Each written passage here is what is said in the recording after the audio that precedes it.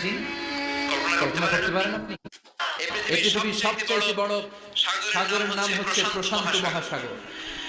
আরে প্রশান্ত মহাসাগরের সবচেয়ে গভীরতম জায়গার নাম হচ্ছে মারিয়ানা ট্রেঞ্চ। এই মারিয়ানা ট্রেঞ্চের গভীরতা প্রায় 36,000 ফিট, অ্যাপ্রক্সিমেটলি 36,000 ফিট গভীর। Can you imagine? কল্পনা করতে পারেন আপনি কত গভীর? আরে পৃথিবীর সবচেয়ে বড় যে পাহাড়টা মাউন্ট এভারেস্ট, এটার উচ্চতা প্রায় 29,035 ফিট। তাহলে সাগরের গভীরতা 36,000 ফিট, আর মাউন্ট এভারেস্টের গভীরতা মাত্র 29,000 ফিট।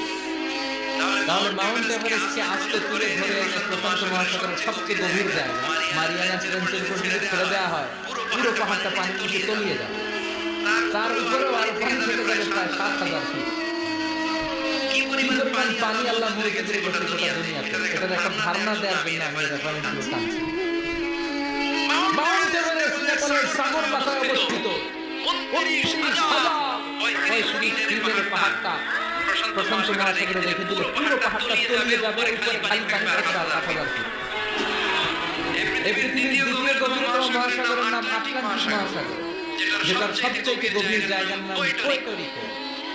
এই পুয়ের্তো রিকোর গভীরতা প্রায় অ্যাপ্রক্সিমেটলি 33,000